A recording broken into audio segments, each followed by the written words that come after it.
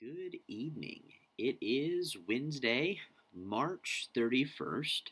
We are finishing our last lesson on our series, Crossroads, where we have been looking at the last week of Jesus' life, including the cross, which is what we talked about last week. This week, we're talking about his resurrection. And in the stories that we've looked at, every person that we have paid attention to is standing at a crossroad, and they have to decide what they are going to do with Jesus. And it is a reminder as we read these and as we pay attention to these stories that we are also at the same crossroad, and we have to decide if we're going to follow Jesus even to the cross, or are we going to go down our own path. Now, last week we focused on the cross, and we found out that Jesus was put on the cross and killed.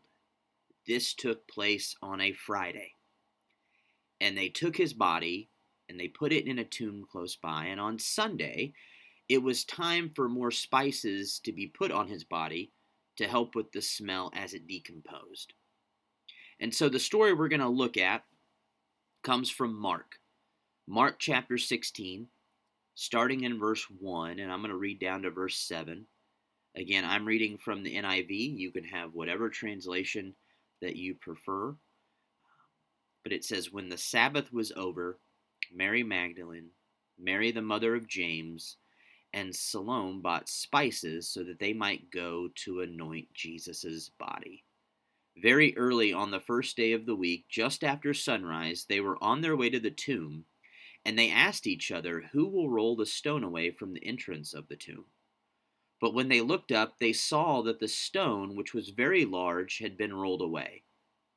As they entered the tomb, they saw a young man dressed in a white robe sitting on the right side, and they were alarmed. 'Don't be alarmed,' he said. 'You're looking for Jesus the Nazarene who was crucified. He has risen. He is not here. See the place where they laid him, but go, tell his disciples and Peter, he is going ahead of you into Galilee. There you will see him just as he told you.'" Can you imagine being one of these women? Because they came to the tomb to mourn Jesus' death, but what they discovered was that he was no longer dead. And that changed everything for them. Because if he were still dead, then he would be like nobody else. Or he would be like everyone else, I should say. Our faith in him would be ridiculous. But if he's alive, then it means that he really is the Savior. And so it comes down to how trusting of a person are you? Do you ever doubt that someone can do something? I think in our lives we can doubt a lot of things. Maybe you're a big sports fan, but you have doubts that your team will win. I know that I've seen my own personal experience of my favorite teams that I cheer for blowing too many games, and I lack the confidence in them actually winning everything. And so you could call me a pessimistic fan, but I like to say that I'm a realistic fan. But maybe it's not just sport. Maybe we doubt that we could pass a test. It's hard. You didn't know a lot of the answers, so you just kind of hope that you're a good guesser, but you really doubt that you did anything. Maybe we doubt that someone's going to do something that they say they're going to do because they let us down too many times before. Sometimes we even doubt God. And as we continue tonight's story, there is another person I want to look at who was at a crossroad, and I feel like we should talk about this person. Because he had to decide if he really believed, and his name was Thomas. Jesus appeared to the disciples after he talked with the women, but Thomas was not there. And if you look at Thomas's response later on in John chapter 20, starting in verse 24, it says, "Now Thomas, also known as Didymus, one of the 12, was not with the disciples when Jesus came. So the other disciples told him, 'We have seen the Lord.' But he said to them, 'Unless I see the nail marks in his hands and put my finger where the nails were and put my hand into his side, I will not believe.'" Thomas just couldn't believe the story that these women were telling. And honestly, can you blame him?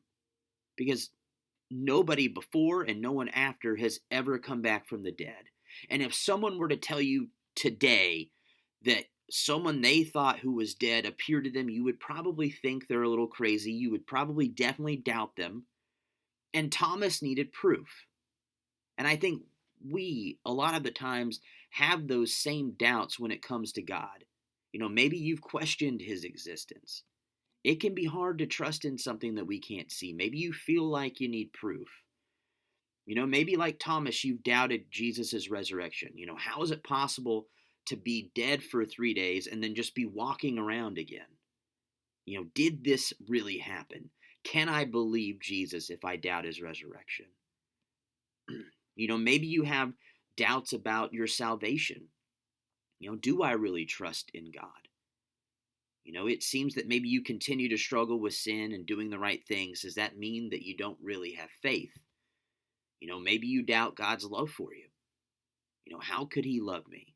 We start to play this game with ourselves that, I'm not even sure if I love me, and if I can't love me, why would God, choose to love me? Maybe you wonder if there really is only one way to God. We could be struggling with many aspects in our relationship with God. But if you aren't struggling with doubt right now, I want you to know that it will come at some point. But I also want you to look at Jesus' response to Thomas's doubt. In John chapter 20, just again a couple verses later, in verse 26, it says, "A week later, his disciples were in the house again, and Thomas was with them. Though the doors were locked, Jesus came and stood among them and said, 'Peace be with you.' Then he said to Thomas, 'Put your finger here, see my hands. Reach out your hand and put it into my side. Stop doubting and believe.' And in verse 28 it says, Thomas said to him, 'My Lord and my God.'" Looking at this story, I hope that you've noticed that Jesus doesn't just jump on Thomas and criticize him. He doesn't say, "I told you I was coming back. Why didn't you believe?" Jesus wasn't upset. He wasn't angry with Thomas. Instead, Jesus just wanted to help him believe. And Jesus just simply showed himself to Thomas. And I love Thomas's response. Because remember, Thomas said he would need to do to believe. He said he would have to touch Jesus' scars. But Thomas didn't reach out and touch Jesus' wounds for proof. He instead started to worship him. His encounter with Jesus canceled out his doubt. And at that moment, Thomas chose which path he would take. And he chose the road of Christ. Maybe he didn't understand everything, and this probably wasn't the last time that he struggled with doubt, but he chose to follow Jesus. And if you look at church history, you will find that Thomas ended up taking the gospel farther than any other disciple who followed Jesus. And I want to say his doubt at that moment turned into confidence. And I feel like I say this in every lesson, but I really honestly, truly believe this, especially with teenagers who their faith has not been shaped fully yet. I want you to understand that God isn't afraid of your doubts. He isn't afraid of your questions. He isn't disappointed in you when you doubt. He isn't looking at you saying, "Why don't you just believe?" Instead, like Thomas here in John 20, he wants to come along and help you with your doubts. Maybe you have doubts about God. That is okay. Just don't give up on God. Use those doubts to seek him more. Try to understand him better. Allow Jesus to come alongside you and help you. One of my favorite verses in the Bible, it comes from one of my favorite stories in the New Testament found in the book of Mark. And I love it because it's just so honest and it's so authentic, and those type of things I get more mesmerized and I fall in love with things like that. As I think it is a prayer that just needs to regularly be prayed on everyone's hearts. And it comes from a story in Mark 9 Little spoiler, I did a lesson a few months ago, but I kind of want to not necessarily repeat it, but look at this story again. So we're going to look at this story next week. But Mark chapter 9, verse 24, it says, "Immediately the boy's father exclaimed, 'I do believe, but help me overcome my unbelief.'" So the story we're going to look at next week, in this story, a father brings his son to Jesus because his son was demon possessed. And he asked Jesus to take pity on him, to heal his son. And Jesus then challenged the dad to believe. But as you can see in this passage that I just read, the dad's response was so honest and raw and just authentic. And I like to put myself in stories, so I feel like I would hopefully respond something similar to this. I don't know. But this dad struggled with doubt. And he asked Jesus simply just to help him with his unbelief. And maybe that's where you are tonight. Sure, it is okay to struggle with doubt and still believe. Ask God to help you with your unbelief. Maybe that needs to be your prayer tonight. God, I believe, but help me overcome the times where I don't believe. Because we are all at a crossroad. Which way will you go? Are you going to choose to follow the road that leads to Christ, or are you going to choose the many other avenues that lead away from Him? And sure, there are a few bumps in the road. There's going to be doubts along the way, but it is a road that leads to God. So as you're standing at this crossroad, maybe even as a family together, trying to decide which path you want to take in life, I want to leave you with these words of Jesus in Matthew chapter 7, verse 13 and 14. It says, "Enter through the narrow gate, for wide is the gate and broad is the road that leads to destruction, and many enter through it.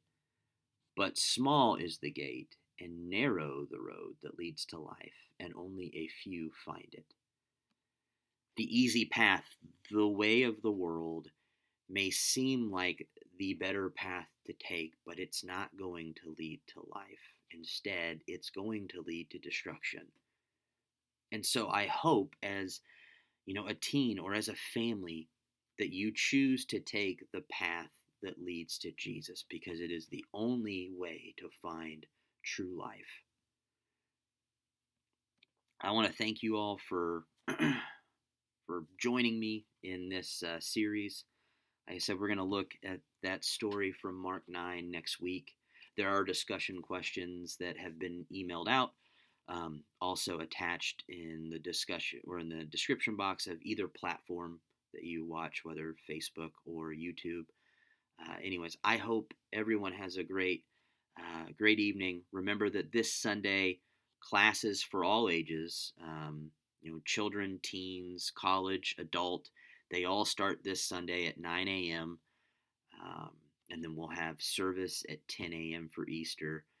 Just a quick little announcement. I will need the teens' help to hide the Easter eggs for Mercedes and for the kids. And so I'll discuss more about that in class at this Sunday at 9 a.m. And then we will continue these family videos or just devotionals that I might just send out, every Wednesday until hopefully the fall when we start Wednesdays back up. But anyways, I hope everyone has a great evening, and I will see you guys later.